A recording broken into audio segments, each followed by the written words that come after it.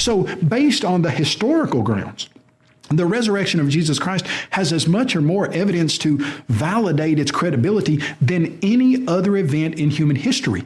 Well, so in order for him to make this particular claim, he has to assume that the Gospels are historical, Acts is historical, and that just pretty much the New Testament in general, the entire Bible, as he is making his point here, is a historically reliable group of documents. You just can't say that at all. So, I mean, he's just wrong. It's painfully obvious that he's only getting his information from the conservative New Testament scholars out there that work at, universities that require statements of faith and all this other kind of stuff, that only work to reaffirm the faith. And that's all Kyle Butt is doing in this entire video. The primary argument against the resurrection by those who don't believe it is that during the normal course of events, dead people don't rise from the grave. I mean, yeah, dead people don't rise. That doesn't mean that it's impossible. I mean, considering that we can't 100% prove that magic doesn't exist, obviously magic, could bring Jesus back from the dead. And by magic, I'm derogatorily referring to whatever in the fuck God supposedly does when he speaks incantations and shit. True, we can't prove 100% that it didn't happen, but also I don't think that we'll ever be able to prove that it did, especially given the evidence that we have. So I don't see any reason to believe that it did happen. Which is exactly the very point being made by the apostles.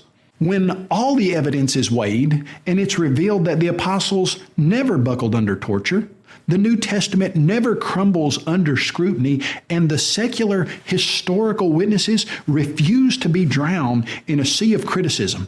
I just have to laugh at I feel like that clip from that last Star Wars movie, The Last Jedi, when Luke Skywalker in Last Jedi just says, "Amazing. Every word of what you just said was wrong." That so applies right here to this, because everything that he just said is completely wrong. It's kind of crazy how he has to build his case for the resurrection off of lies, falsehoods, and just outright fabricated information. That doesn't bode well for your hypothesis. Then it's evident that the resurrection of Jesus Christ demands its rightful place in the annals of human history. Oh, it definitely deserves to be in the annals, written right on the ass cheeks of history. I can tell you right now, that's exactly where all this shit needs to be. As the most important event this world has ever seen. To quote the immortal words of the Holy Spirit as spoken through the Apostle Paul to King Agrippa. So literally not the Holy Spirit.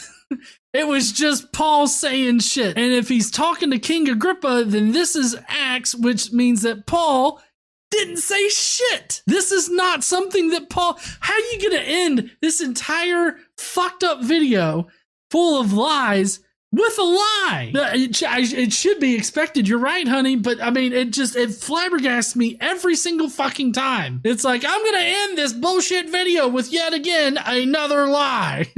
I have come to you again with another lie. In the great long ago, why is it judged incredible with you if God does raise the dead? Why can't he actually quote the thing that fucking Paul said?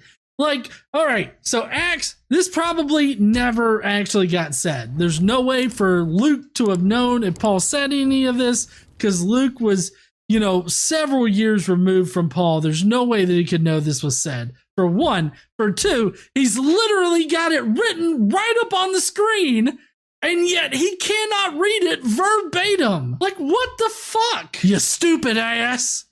Thank you, honey. Developed and presented by Kyle Butt. So Kyle developed the script, knew what Acts, whatever in the fuck said, and he literally chose to paraphrase it instead of read it literally. Oh my God. This is the most inept resurrection defense that I have ever reviewed. Oh, it hurt. I'm going to need more whiskey after this. Another whiskey and Coke is in my future for tonight. Oh yes, and dinner. I gotta hurry up and get to dinner. So that's gonna be it for tonight.